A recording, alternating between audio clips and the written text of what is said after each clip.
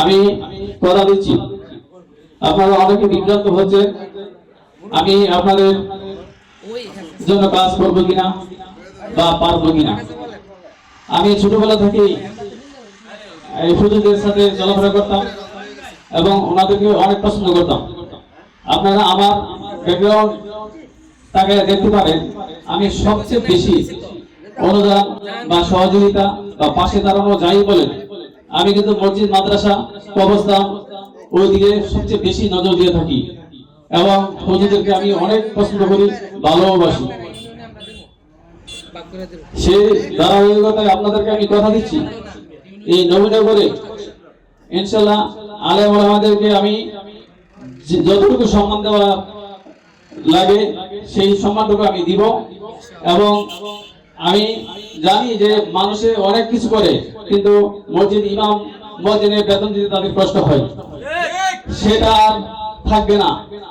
আমি যদি আল্লাহ রহমতে আপনারা যদি আমাকে বিজয়ী করতে পারেন, তাহলে সরকারের দিকে আমি তাকাবো না। আলেম ওলামাদেরকে যতটুকু সম্মাননা দেওয়ার আমার নিজের পকেট থেকে আমি দিয়ে আপনাদেরকে সান্ত্বনা দিতে পারবো এবং আপনাদের ফ্যামিলিতে যে অর্থ আপনারা বর্তমানে পাচ্ছেন সেটা স্বাভাবিক মতো কিছুই হওয়ার কথা না, তারপরও আপনারা কিন্তু মসজিদ মাদ্রাসা ছেড়ে চলে যান নাই, সেটা আমি মনে রাখবো এবং আপনাদের প্রতি আমার সহমর্মিতা সবসময় থাকবে। প্রিয় আলেম ওলামাগণ, আপনারা জানেন আমাদের ইসলামের আন্দোলন বাংলাদেশ একটা শক্ত এবং মজবুত। নবীনগরে অনেক সংগঠন আছে, আপনাদের মতো এত শক্ত না।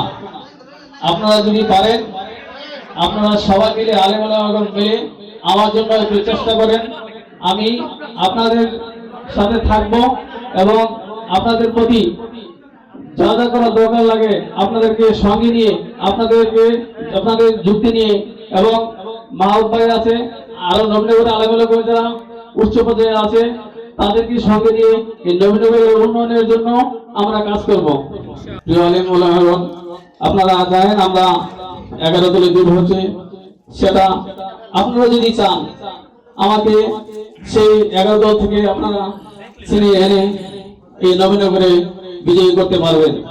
আপনাদের সেই চেষ্টা আমি আশা করি আপনারা সবাই মিলে ঐক্যবদ্ধ হয়ে আমাকে সাপোর্ট দিবেন এবং সেটা আমি একা না, সেটা আপনারা আমার হয়ে কাজ করলে আমি আপনাদের প্রতি কথা দিলাম 5 বছর না, সারা জীবনে আপনাদের সাথে আমি কৃতজ্ঞ থাকবো এবং আপনাদের পাশে থাকবো। সেই আপনারা আমার প্রতি বিশ্বাস রাখতে পারেন। আপনারা একটা, আমি আগে বলেছি আজকেও বলছি আপনাদের মাঝে, আমি নবীনগরকে দিব, কিন্তু কিছু নেওয়ার জন্য আসেন এই শুধু আপনাদের ভালোবাসা ছাড়া।